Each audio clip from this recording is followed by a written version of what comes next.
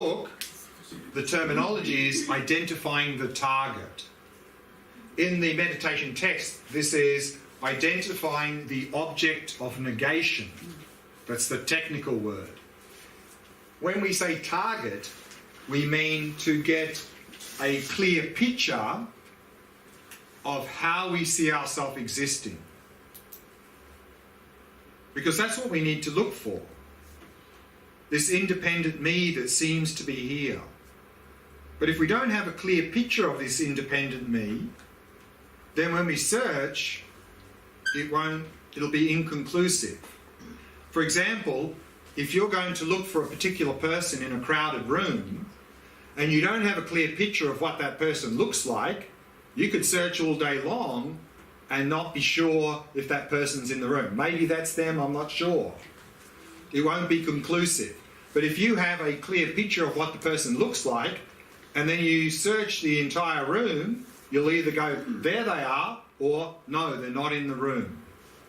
So similarly here, if we don't have this clear picture of this me, this independent me that seems to be here, when we search, we won't come to any conclusive answer. So therefore, sometimes it's recommended as a beginner to just sit in that experience of the me that seems to be here, just to become familiar with it. So that's what we did a little bit in that meditation. I said, do you have a sense there's a me here who's meditating? A me that really seems to exist from its own side, doesn't seem to depend on anyone else to exist. You have that experience. And then we just simply rest in that experience and become familiar with this me that seems to be here. Now, sometimes as a beginner, when we sit down to meditate, and we relax the body, we relax the mind, then often a strong sense of me is no longer there. It may sort of fade a bit. So it may be hard as a beginner to see that because the strong sense of me has somewhat dissipated. So it's said that sometimes as a beginner, it's maybe good to bring on a strong sense of me artificially and then just rest in that experience. So sometimes in meditation text they say things like, imagine someone is criticizing you for something you never did. Generally, when that happens, we have a very strong sense of me. Or someone's praising you for something wonderful you did. Generally, we have a very strong sense of me. And even sometimes you might see something like, imagine you're on the edge of a cliff and someone comes up behind you and gives you a little nudge. Then we have a very strong sense of me. So then we just rest in that experience to get a clear picture of this me that seems to be here, because that's what we're going to look for. And this is often where we go wrong in terms of not having a clear picture, or even if we get a clear picture, when we start to do the search, we turn it into an intellectual exercise. So instead of looking for this me that is appearing, our intellectual mind gets in there and goes, oh, I know the answer, you don't need to search. You know, I'm just a subtle mental continuum because that's what I learnt in Buddhism, or I believe I'm the soul, or I'm just subtle energy or vibration because that's what I really believe. That's not doing Vipassana practice. So we need to leave out the intellectual mind, just get a clear picture of this me that seems to be here, and then look for that, because that's the me we're identifying with in all of our behaviour. So the second step then is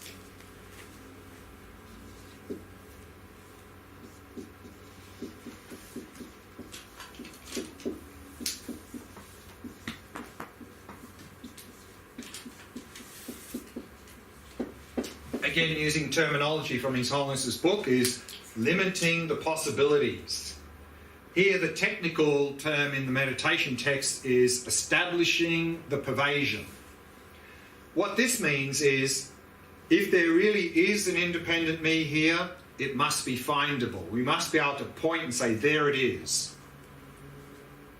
And so this second step is understanding Where do we need to search for this me to be comprehensive in our search? And if that me exists, it can only be in one of two places. Either it's the same as the body and the mind, or different than the body and the mind. And if we can't find it in either of those two places, it does not exist. So that's the second step, is simply knowing where we have to look to be thorough in our search. And if we look in those places and don't find it, it does not exist. Then we do the search.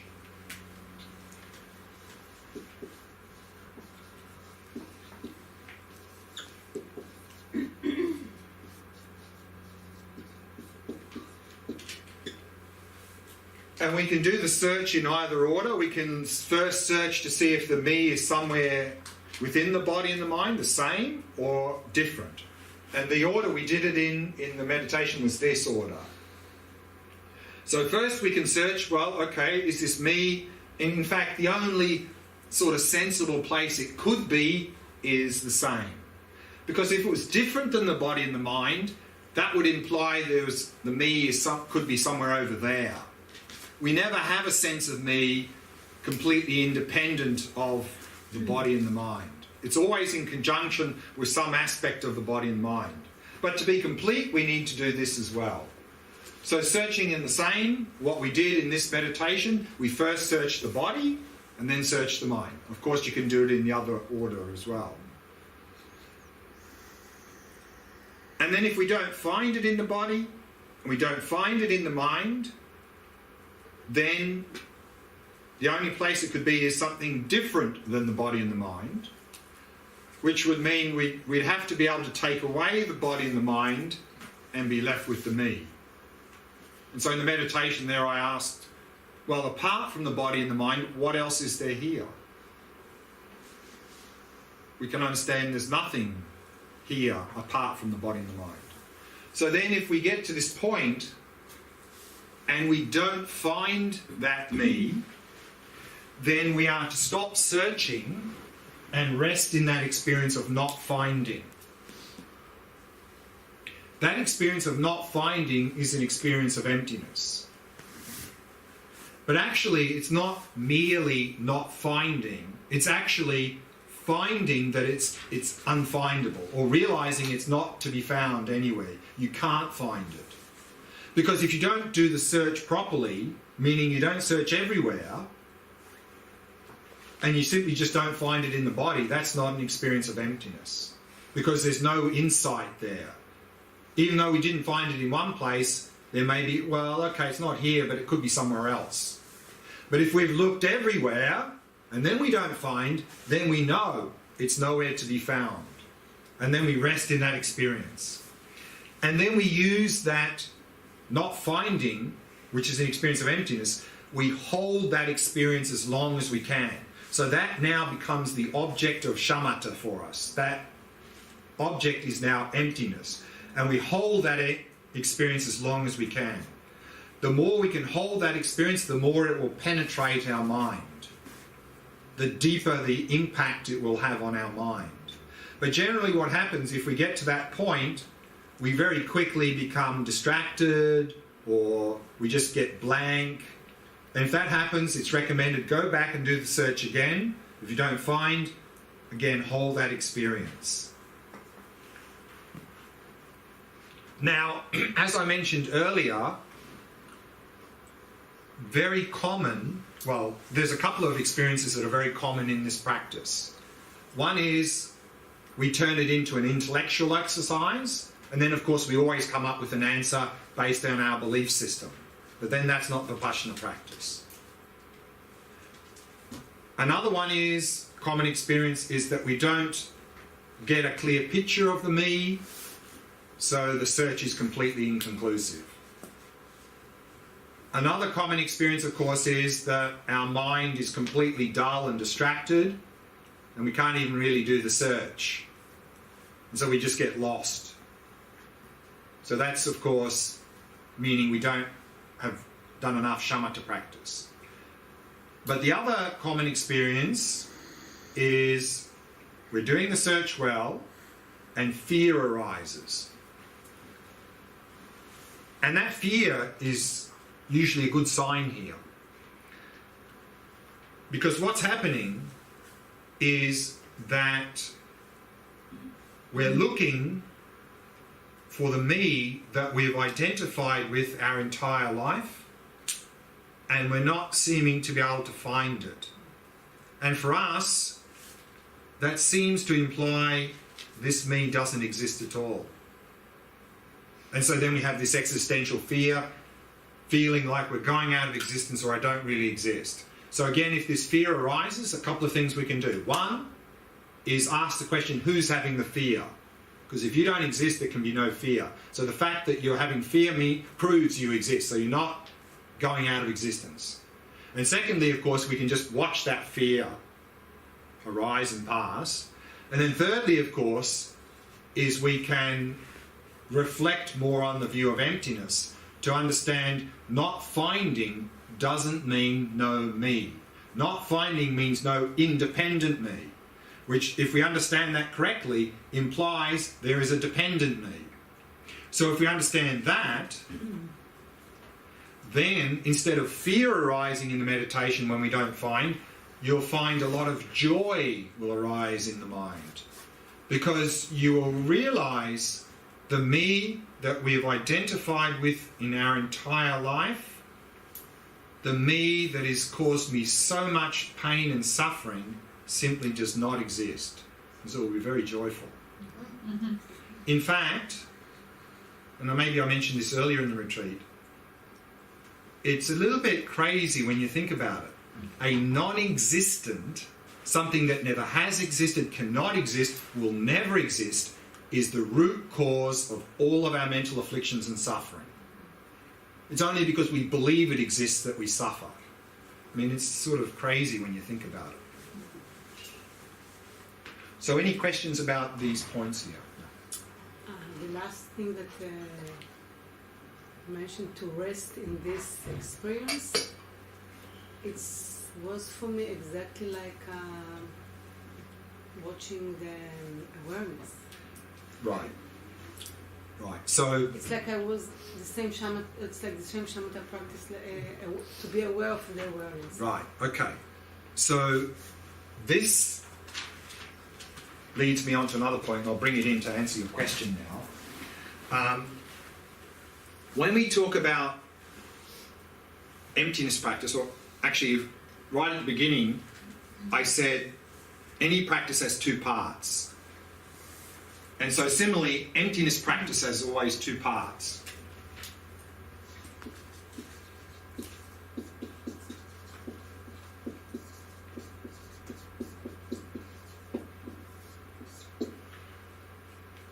So there is meditation and integrating into daily life. So the meditation here is often called space-like emptiness practice.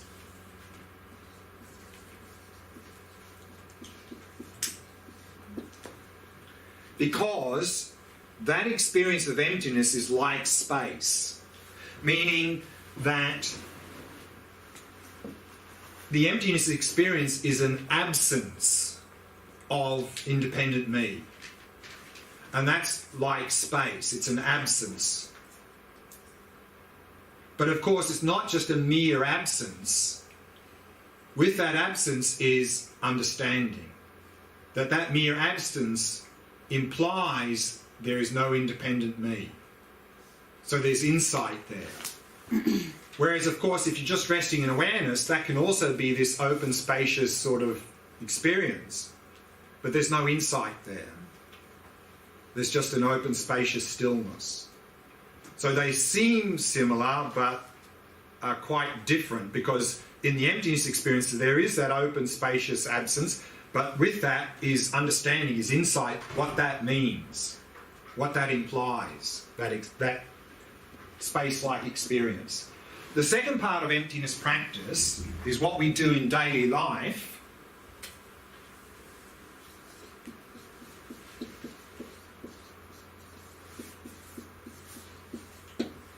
Is what's called illusory-like emptiness practice. And what that means is that in daily life, to continue to cultivate this wisdom of emptiness, we are to question appearances. Of course, we won't be able to do that if we have no understanding or experience of emptiness, because we'll simply believe that things are like they appear. There'll be no basis to question. They're there, it's all there. Whereas if we have studied about emptiness, and particularly if we've meditated on emptiness and had a little taste, that understanding and experience of emptiness will lead us to understand and see things are not existing as they appear. Because I understand and I've had an experience that things are not as they appear to me. And particularly in this illusory-like emptiness practice, to really practice it, particularly when you experience pleasant and unpleasant things, because that's when we react the most. So then if you see something pleasant, this would mean to question appearances and go, those flowers look so attractive there. The beauty really seems to be there. Is the beauty really there? And then we investigate.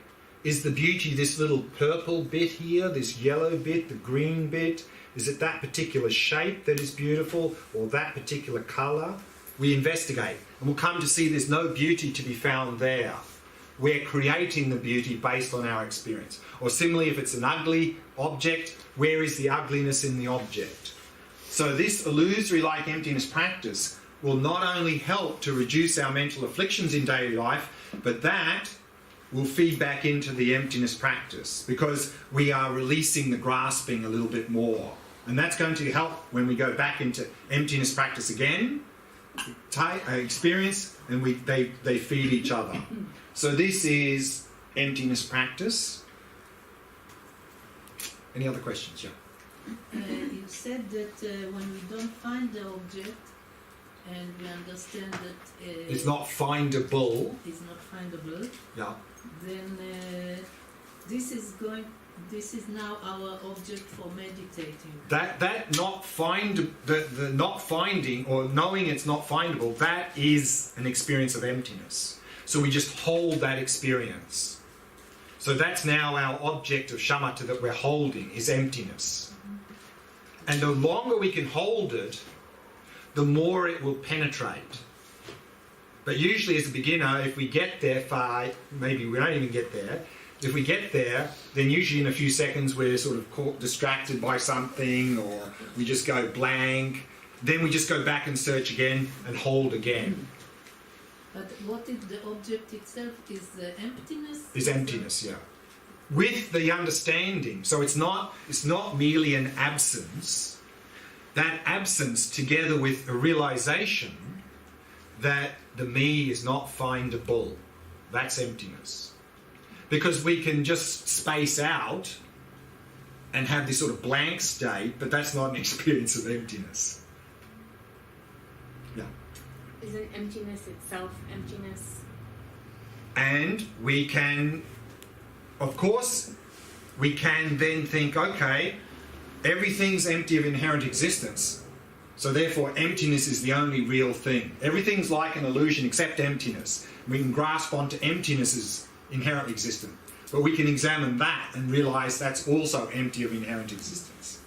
So there's what's called emptiness of emptiness. So does that mean that all of our thoughts and mental constructs and conceptions could basically fall away? No, we will understand them to be constructs. To be what? We will understand that our thoughts and emotions are simply constructs. So we're never not going to have... Correct. Yeah, that's right. It's just the awareness of what those are. We will understand dependent arisings to be dependent arisings. Now we think they're existing independently. Our thoughts, emotions, cups, body, me, everything. When we realise emptiness, in fact, we first realise emptiness, and then on that basis we realise dependent arising. What is the opposite? Sorry? Not directly, no. We could have initially, and this is often what happens, is people can often, like in nature, have this sense of oneness experience. But when we talk about a direct insight, at least the texts say, you realise emptiness directly first. After that, when you come out of meditation, you realise directly dependent arising. You gave us the example of the pen. The pen, yeah. So you can think about me like appearance and function. Appearance and functionality? So me is appearance and function like the pen? No, a concept. Each concept that we have, generally within a concept that we create, that concept, usually that concept, if it's a physical thing, comes with that, as part of that concept is appearance and functionality. So when we create concept pen, normally as part of that concept is that a pen looks in a certain way and it functions in a certain way. Okay. That's part of our concept, appearance and functionality. So also, in terms of person, you know, in that concept, a person looks a certain way, has a head and two eyes and appearance, and the person, you know, is someone that can think and talk and do certain things. So we wouldn't say, you know, because appearance, we could just have like a picture or a dummy, but of course that's not a person because it can't perform functions. It can't talk, it can't move, and so forth. So it is, and I can relate to my neighbor and say that is because the me is emptiness, and it's independent. It's No dependent. independent. No Right. independent. Right. So I can look at her and say, איך אומרים להגדיר? Define. To Define. define myself like this with relation all the time. You can do that, yeah. That's I mean, why it's, people are jealous because all the time they're related to each other. no. See, thing is,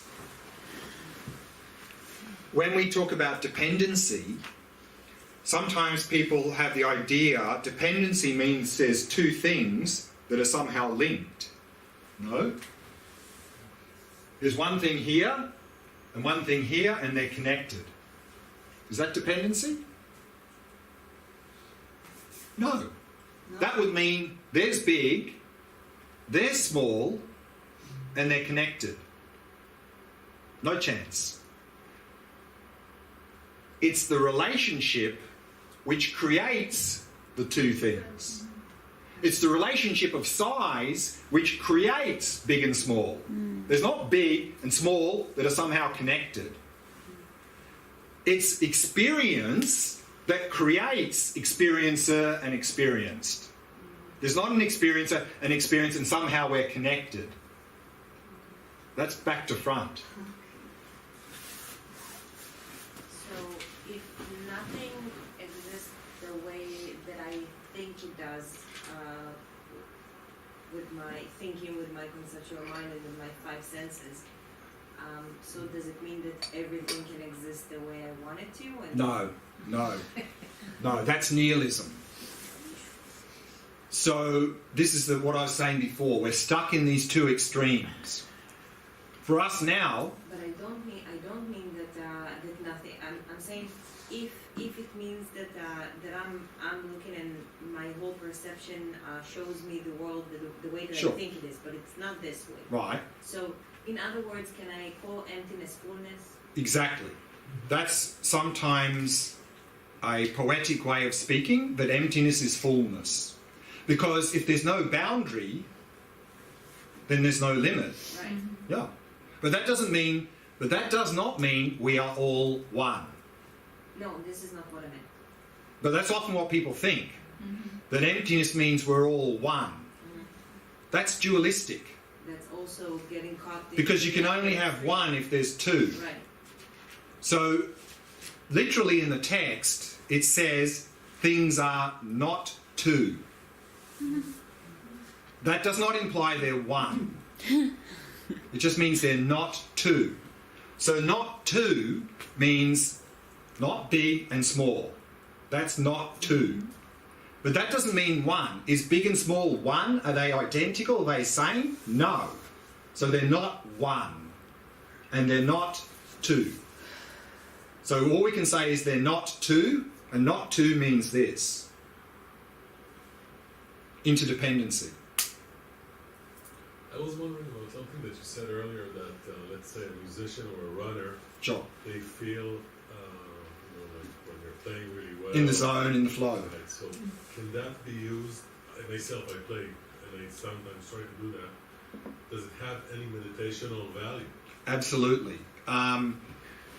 It can do. Whether it does or not would depend how intuitive the person is. Because that's coming simply through concentration. And if the person has a little bit of understanding and a bit intuitive, that really could lead to some sort of insight. Otherwise, it may be just, oh, that was a nice experience. I really played well there. And that'll be it. But can one learn how to, for example, play or run or play tennis, whatever the experience is, mindfully? Absolutely. I mean, if you do Shamatha practice, you'll find it much easier to get in the flow state and zone, whatever you're doing. Much easier. Much easier. And particularly if you do some Vipassana and release the grasping, then it's really like, it becomes very easy to be in the zone of flow. In fact, it becomes difficult not to be in that state if you've really done some Vipassana as well.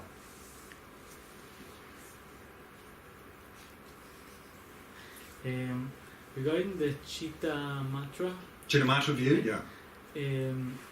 They say it's only mind.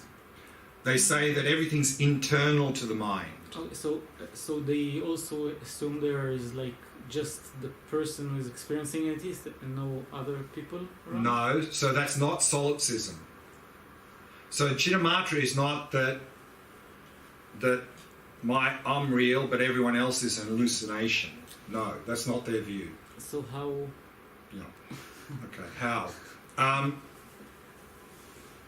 Is that? I mean, even in a simple way, we can understand that we are, even though we're all in this room, we're not experiencing exactly the same thing, are we? Of course, everyone sees differently. Yeah. I mean, it's a lot of similarity, but everyone's perception here is different. So Chitta say, yes, that's because we're all humans, what is ripening? See, what they say is that in every moment, these imprints are ripening, which create the experiencer and the experienced.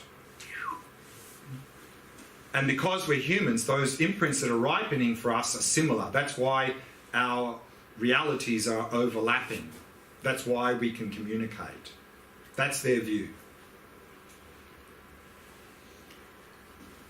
I would like to try again with the science and the perception. Sure. So, my understanding of this is that we're defining the relationship among things. Or, like, things are not connected, but they are related. Well, They're like, yeah, I mean, the kind of I was just trying. I wasn't saying things are not connected. I'm just saying that when we think that, we often think that means this. Yeah. And that's not what we're talking about. But we are talking about the way things are, which is dependent. Interdependent. Yeah. Okay. So, and how they depend on the mind. Yeah, causes and conditions, parts, and the mind, the labeling conception. And then there's science, which is all a product of human mind, exploring nature around it. Right. And the world of experience. Without taking in consideration the mind itself, that is the nature of the mind. Well, generally, of course, historically, when science started this investigation 400 or 500 years ago, they just started with the assumption that everything's matter and energy. That's where they started, and so they were just trying to understand the universe based on that assumption. So then mind comes along, it's a bit awkward, it doesn't sort of fit. And so then they come up with theories about what the mind is, based on their assumptions about matter and energy. Yeah.